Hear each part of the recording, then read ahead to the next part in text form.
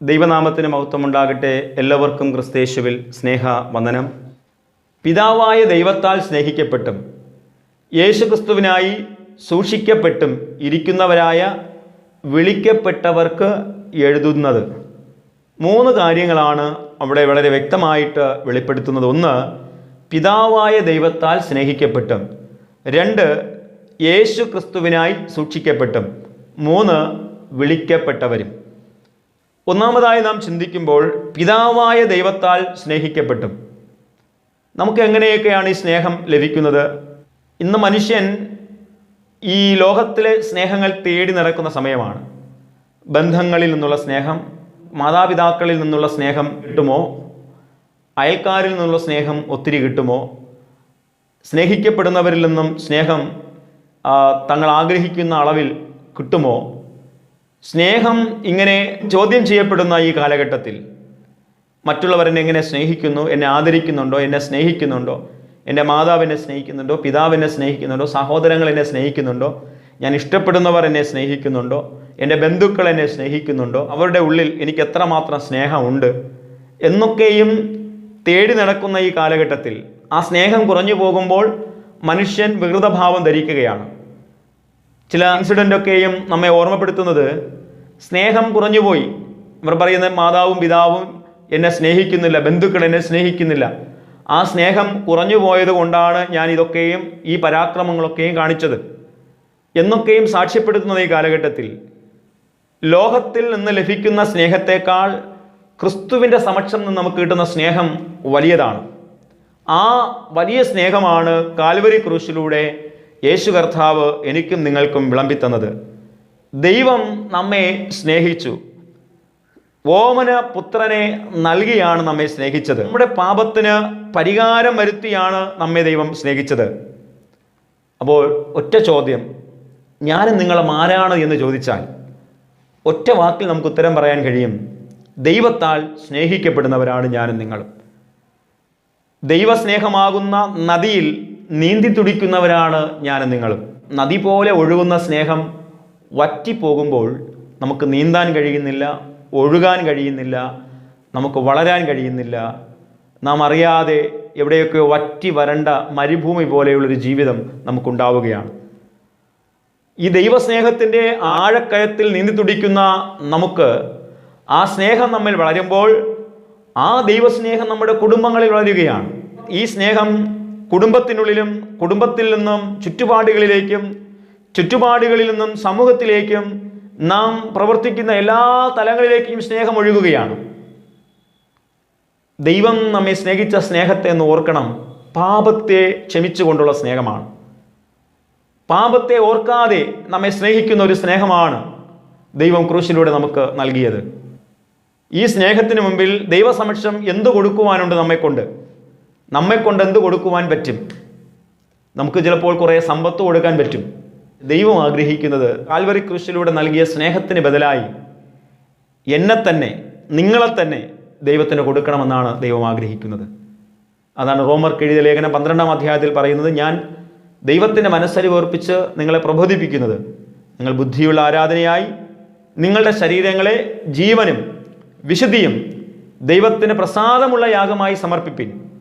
ഇതാണ് ദൈവസ്നേഹത്തിന് നാം കൊടുക്കുന്ന ഒരു പ്രതിഫലം. ദൈവസ്നേഹത്തിൻ്റെ മുൻപിൽ നാം ദൈവത്തിന് കൊടുക്കുന്ന ഒരു സമർപ്പണകരമായ ജീവിതം.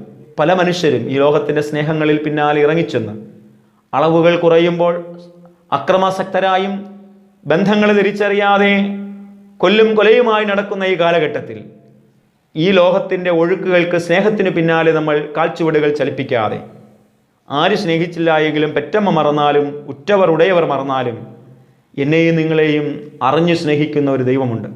ഈ ലോകം നമ്മെ മറന്നു സ്നേഹിക്കുമ്പോൾ, ബന്ധങ്ങൾ മറന്നു സ്നേഹിക്കുമ്പോൾ മറക്കാതെ സ്നേഹിക്കുന്ന ഒരു ദൈവമുണ്ട്. പിതാവായ ദൈവത്താൽ ഞാൻ നിങ്ങളും സ്നേഹിക്കപ്പെട്ടവരാണെന്നുള്ള ബോധ്യം എപ്പോഴും നമ്മുടെ ജീവിതത്തിൽ ഉണ്ടാകണം. ആ സ്നേഹത്തെ നമുക്ക് അളക്കുവാൻ കഴിയുകയില്ല. ഭക്തൻ തന്നെ പാടുകയാണ്, നിൻ സ്നേഹം എത്രയോ അവർണ്ണനീയം, നിർവ്യാജ സ്നേഹമോ അവർണ്ണനീയം. ആ സ്നേഹബന്ധമാണ് ഇന്നിൻ്റെ ജീവിതത്തിൻ്റെ നമ്മുടെ വളർച്ച, നമ്മുടെ സമൃദ്ധി, നമ്മുടെ അനുഗ്രഹങ്ങൾ, നമ്മുടെ ഉയർച്ചകൾ. ദൈവസ്നേഹം നമ്മെ വാലല്ല തലയാക്കിയിരിക്കുമ്പോൾ ദൈവം തരുന്നതെല്ലാം ദൈവമേ സ്തോത്രമെന്ന് പറഞ്ഞു, അങ്ങേക്ക് നന്ദി എന്ന് പറഞ്ഞു. ഇതെൻ്റേതല്ല അങ്ങയുടേതാണെന്ന് പറഞ്ഞ് സ്നേഹത്തോടെ അതിനെ ഏറ്റെടുക്കാനും സ്വീകരിക്കാനും അതിനെ അനുഭവവേദ്യമാക്കുമ്പോഴാണ്, കർത്താവിൻ്റെ സന്നിധിയിൽ സാക്ഷ്യമുള്ള ജീവിതം നയിക്കുമ്പോഴാണ്, ദൈവത്തോട് ചേർന്ന് നടക്കുമ്പോഴാണ് ദൈവസ്നേഹം നമ്മിൽ ആത്മീയമായ ചലനങ്ങൾ ഉളവാക്കുന്നത്. ആ പിതാവായ ദൈവത്താൽ സ്നേഹിക്കപ്പെട്ടവരാണെന്നുള്ളൊരു ബോധ്യം നമ്മുടെ ഉള്ളിൽ ഉണ്ടാകട്ടെ. ആ ഒരു ബോധ്യമാണ് നമ്മെ ദൈവത്തിൻ്റെ നീതിയാർന്ന ചട്ടങ്ങളിലേക്കും ന്യായങ്ങളിലേക്കും നമ്മെ വഴി നടത്തുന്നത്, ഇരുട്ടിൽ നിന്നും പ്രകാശത്തിലേക്ക് നമ്മെ വഴി നടത്തുന്നത്. ദൈവം നമ്മെ സ്നേഹിച്ച് വിശുദ്ധീകരിച്ചു. അശുദ്ധരായിരുന്നു നാം, ദുഷ്പ്രവൃത്തിക്കാരായ നമ്മെ ദൈവം സ്നേഹിച്ച് വിശുദ്ധീകരിക്കുകയാണ്. ദൈവം നമ്മെ സ്നേഹിച്ച് വിശുദ്ധരെന്ന് പ്രഖ്യാപിച്ചു. ദൈവത്തിന് സ്ഥായിയായും ഒരു പൊസിഷനിൽ നൽകിയിരിക്കുന്ന ഒരു പേരാണ് വിശുദ്ധി എന്ന് പറയുന്നത്. ദൈവത്തിൻ്റെ വിശുദ്ധിക്കൊത്ത പദവി ദൈവമക്കളായ നമുക്ക് നൽകിയിരിക്കുകയാണ്. എബ്രായ ഭാഷയിൽ ഖാദോഷ് എന്നും ഗ്രീക്കിൽ ഹഗിയോസ് എന്ന വാക്കുകൊണ്ടാണ് സൂചിപ്പിച്ചിരിക്കുന്നത്.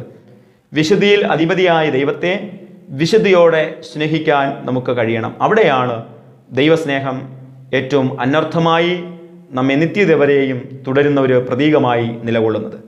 രണ്ടാമതായി നാം ചിന്തിക്കുന്നത്, യേശു ക്രിസ്തുവിനായി സൂക്ഷിക്കപ്പെട്ടവരാണ് ഞാനും നിങ്ങളും. ഈ ലോകത്തിന് വേണ്ടി സൂക്ഷിക്കപ്പെടുന്നവരല്ല, ക്രിസ്തുവിന് വേണ്ടി സൂക്ഷിക്കപ്പെടുന്നവരാണ്. മത്തായി ഇത് സുവിശേഷം 6-ാം അധ്യായത്തിൽ പറയുന്നു, പുഴുവും തിരുമ്പും കെടുക്കാതെയും കള്ളന്മാർ തുരന്നു മോഷ്ടിക്കാതെയും ഇരിക്കുന്ന സ്വർഗത്തിൽ നിങ്ങളുടെ നിക്ഷേപം സ്വരൂപിച്ചുകൊള്ളുവിൻ. എബ്രായർ 1:14 പറയുന്നു, ദൂതന്മാർ നമ്മുടെ സേവകാത്മാക്കളാണ്. ഓരോ മനുഷ്യർക്കും ഓരോ ദൈവ പൈതലിനും 2 ദൂതന്മാരെ നമ്മോടുകൂടെ ദൈവമാക്കിയിട്ടുണ്ട്. പക്ഷെ നമുക്ക് കാണാൻ കഴിയുന്നില്ല. ഈ ദൂതന്മാരുടെ സാന്നിധ്യം നീതിയായി ജീവിച്ച, നീതിയായി ചെയ്യുന്ന യാത്രകളിൽ, ഇടങ്ങളിൽ ഈ ദൂതഗണങ്ങളുടെ സാന്നിധ്യം നമുക്കുണ്ട്. 91-ാം സങ്കീർത്തനത്തിൽ പറയുന്നുണ്ട്, നിന്റെ കാൽ കല്ലിൽ തട്ടിപ്പോകാതെ അവൻ തൻ്റെ കൈകളിൽ വഹിച്ചുകൊള്ളും. അപ്പം അവിടെയും ഒരു ദൂതന്മാരുടെ സാന്നിധ്യം ദൈവം നമുക്ക് നൽകിയിട്ടുണ്ട് എന്നുള്ളതാണ്. നമ്മെ സൂക്ഷിക്കപ്പെടുവാൻ ദൈവം തൻ്റെ ദൂതന്മാരെ നമ്മോടുകൂടെ ആക്കിയിട്ടുണ്ട്. ഇസ്രായേലിൻ്റെ ദൈവം ഉറങ്ങുന്നില്ല, മയങ്ങുന്നില്ല. യഹോവ നിന്റെ വലത്തുഭാഗത്ത് നിന്നകൽ, പകൽ സൂര്യനെങ്കിലും രാത്രി ചന്ദ്രനെങ്കിലും നിന്നെ ബാധിക്കുകയില്ല. യഹോവ ഒരു ദോഷവും തട്ടാതവണ്ണം നിന്നെ പരിപാലിക്കും. അവൻ നിന്റെ പ്രാണനെ പരിപാലിക്കും, നിന്റെ ഗമനത്തെയും ആഗമനത്തെയും എന്നേക്കും പരിപാലിക്കും. സങ്കീർത്തനം 23 പറയുന്നു, കൂരിരുൾ താഴ്വരയിൽ കൂടി നടന്നാലും ഞാൻ ഒരു അനർത്ഥവും ഭയപ്പെടുകയില്ല. നീ എന്നോടുകൂടെ ഇരിക്കുന്നുവല്ലോ, നിന്റെ വടിയും കോലും എന്നെ ആശ്വസിപ്പിക്കുന്നു. സങ്കീർത്തനം 3:3 പറയുന്നു, നീയോ എനിക്ക് ചുറ്റും പരിചയം, എൻ്റെ തല ഉയർത്തുന്നവനുമാകുന്നു. പരിചയമായ ഒരു ദൈവത്തെ അവിടെ ദാവീദ് ചൂണ്ടിക്കാണിക്കുകയാണ്. ഇയ്യോബിനെ വേലികെട്ടി കർത്താവ് സംരക്ഷിക്കുകയാണ്. 1 പത്രോസ് 1-ാം അധ്യായം 4-ാം വാക്യത്തിൽ പറയുന്നു, നിന്റെ ശക്തിയാൽ ഞങ്ങളെ സൂക്ഷിക്കണമേ. യെശയ്യാ പ്രവാചകന്റെ പുസ്തകം 5-ാം അധ്യായം 1-ാം വാക്യത്തിൽ പറയുന്നു, ഒരു ഫലപ്രദമായ കുന്നിനെ ദൈവം ഒരുക്കി, കല്ല് പെറുക്കി കളഞ്ഞു, വേലി കെട്ടി, ഗോപുരം പണിത്, ചക്കിട്ട് ഫലപ്രദമായ മുന്തിരിവള്ളി അവിടെ നട്ടിരിക്കുകയാണ്. അപ്പോൾ അവിടെ തന്നെ ദൈവിക സംരക്ഷണം എത്രമാത്രമുണ്ട്. എന്തിനാണ് ദൈവം ഈ സംരക്ഷണം ചെയ്യുന്നു? നാം നല്ല ഫലം കൊടുക്കുവാൻ വേണ്ടി, നല്ല ഫലത്താൽ ജീവിക്കുവാൻ വേണ്ടി. ദൈവം നമ്മെ സംരക്ഷിക്കുന്നത്, ദൈവം നമ്മെ സൂക്ഷിക്കുന്നത് ഈ ലോകത്തിന് വേണ്ടി അല്ല. ദൈവം നമ്മെ സൂക്ഷിക്കുന്നത് നിത്യതയിൽ ഒരുക്കപ്പെട്ട ഫലമായി തീരണമെന്നുള്ളത് കൊണ്ടാണ് എന്നെയും നിങ്ങളെയും ദൈവം സംരക്ഷിക്കുന്നത്. മനുഷ്യർ നമ്മെ എത്രമാത്രം സംരക്ഷിക്കുന്നു? മനുഷ്യർ മുറിവുകൾ ഉണ്ടാകുമ്പോൾ നമ്മെ വിട്ടുപോകുന്നില്ലേ? രോഗങ്ങൾ ഉണ്ടാകുമ്പോൾ വിട്ടുപോകുന്നില്ലേ? ബന്ധങ്ങൾ അകന്നു പോകുന്നില്ലേ? സ്വന്തം മക്കൾ പോലും മാതാപിതാക്കളെ ഉപേക്ഷിക്കുകയാണ്. മുറിവുകൾ വരുമ്പോൾ, രോഗങ്ങൾ വരുമ്പോൾ മനുഷ്യൻ നമ്മെ സൂക്ഷിക്കുമെന്നുള്ളതിന് യാതൊരു ഉറപ്പുമില്ല. ഏതു നിമിഷവും സൂക്ഷിക്കപ്പെടുന്ന മക്കളും ബന്ധുക്കളും സ്നേഹിതരുമെല്ലാം നമ്മെ വിട്ട് അകന്നു പോകാം. യൂദയുടെ ലേഖനത്തിൽ പറയുന്നത്, യേശു ക്രിസ്തുവിനായി നമ്മെ സൂക്ഷിക്കപ്പെട്ടുമിരിക്കുന്നു. അപ്പോൾ ഇവിടെ ഒരു വലിയൊരു സത്യം ഇവിടെ വെളിപ്പെടുകയാണ്. നമ്മൾ സൂക്ഷിക്കപ്പെടുന്നത് എന്തിനു വേണ്ടി? ആർക്കു വേണ്ടി? ലോകത്തിന് വേണ്ടിയാണോ? ശത്രുവിന് വേണ്ടിയാണോ? പിശാചിന് വേണ്ടിയാണോ നാം സൂക്ഷിക്കപ്പെടുന്നത്?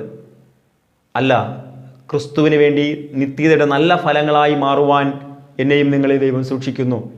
നീതിമാൻ വിശ്വാസത്താൽ ജീവിക്കുമെന്നും നീതിമാന്റെ വഴി ദൈവം അറിയുന്നുവെന്നും വേദപുസ്തകം പറയുന്നു. മനുഷ്യൻ അറിയുന്നതിനേക്കാൾ, മനുഷ്യൻ സൂക്ഷിക്കുന്നതിനേക്കാൾ ദൈവം നമ്മെ സൂക്ഷിക്കുന്നു. ഇത്രയേറെ നല്ലൊരു സൂക്ഷിപ്പുകാരൻ ഈ ലോകത്ത് നമുക്ക് ആരുണ്ട്? നമ്മുടെ ബന്ധങ്ങളിലുണ്ടോ? കൂട്ടുകാരിലുണ്ടോ? സ്നേഹിതരിലുണ്ടോ? ക്രിസ്തുവല്ലാതെ ഇത്ര നല്ല സ്നേഹിതനെ നമുക്ക് എടുത്തു പറയാനില്ല. ചിലപ്പോൾ ദൈവിക സ്നേഹവും ദൈവിക ഭാവവും ക്ഷമയും കരുണയുമുള്ള ചില ദൈവമക്കൾ നമ്മെ സൂക്ഷിപ്പുകാരായി എത്താം. അതാണല്ലോ നല്ല ശമരിയക്കാരൻ്റെ ജീവിതം പഠിപ്പിക്കുന്നത്. എത്രയോ മനുഷ്യർ ആ മുറിവേറ്റ മനുഷ്യനെ വിട്ടുപോകുമ്പോഴും ശമരിയക്കാരൻ അദ്ദേഹത്തെ സൂക്ഷിക്കുകയാണ്. മുറിവുണക്കി അദ്ദേഹത്തെ വഴിയമ്പലത്തിൽ കൊണ്ടുപോയി സൂക്ഷിപ്പുകാരുടെ പക്കൽ ഏൽപ്പിക്കുകയാണ്. അവൻ്റെ മുറിവുകൾ ഉണങ്ങി അവൻ ജീവിതത്തിലേക്ക് തിരിച്ചു വരാൻ. നമ്മെ ഇന്നും സൂക്ഷിച്ചിരിക്കുന്നത് നമ്മുടെ പദവി കൊണ്ടോ നമ്മുടെ യോഗ്യത കൊണ്ടോ ഒന്നുമല്ല. ഞാൻ നല്ല ഉന്നതമായ നിലകളിൽ ഇരിക്കുന്നത് കൊണ്ടും ദൈവത്തിന് വേണ്ടി കൊടുക്കുന്നത് കൊണ്ടും ആരാധിക്കുന്നത് കൊണ്ടുമായിരിക്കാം എന്നെയും എൻ്റെ കുടുംബത്തെയും ദൈവം സംരക്ഷിക്കുന്നത്. അല്ല, ദൈവം നമ്മെ സംരക്ഷിക്കുന്നത് ഇന്ന് നമ്മൾ ജീവനോടെ കൂടെ ഇരിക്കുന്നുവെങ്കിൽ ദൈവഹിതത്തിന് വേണ്ടി സൂക്ഷിക്കപ്പെടുവാൻ വേണ്ടിയാണ് എന്നെയും നിങ്ങളെയും ഭൂമിയിൽ ദൈവം ശേഷിപ്പിച്ചിരിക്കുന്നത്. ഈ ലോകത്തിൻ്റെ ഇൻപങ്ങളിൽ നിബദിക്കാനല്ല ദൈവം നമ്മെ സൂക്ഷിച്ചിരിക്കുന്നത്. ശത്രുവിൻ്റെ കരങ്ങളിൽ ഏൽപ്പിക്കപ്പെടുവാനല്ല ദൈവം നമ്മെ സൂക്ഷിക്കുന്നത്. ദൈവത്തിന് നമ്മെക്കുറിച്ച് അമ്മയുടെ ഉദരത്തിൽ ഉരുവാകുന്നത് മുതൽ എന്നെയും നിങ്ങളെയും കുറിച്ചൊരു ഉദ്ദേശമുണ്ട്. ആ ഉദ്ദേശത്തിനെതിരായി നമ്മൾ സഞ്ചരിക്കരുതേ, നമ്മെ വിട്ടുകൊടുക്കരുതേ. ദൈവമാണ് നമ്മുടെ സൂക്ഷിപ്പുകാരനെങ്കിൽ അതിനൊരു ഫലം ഉറപ്പായിട്ടുമുണ്ട്.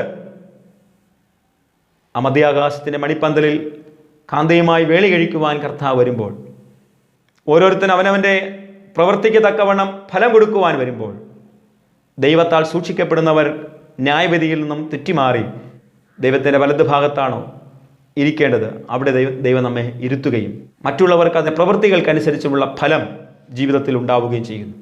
എൻ്റെ ജീവിതം ക്രിസ്തുവിനാൽ സൂക്ഷിക്കപ്പെടുന്നതായി മാറുമ്പോൾ ദർശനമുള്ള ജീവിതമായി മാറുന്നു, സാക്ഷ്യമുള്ള ജീവിതമായി മാറുന്നു, ഒരു സ്വർഗയാത്ര ചെയ്യുന്ന ജീവിതമായി മാറുന്നു.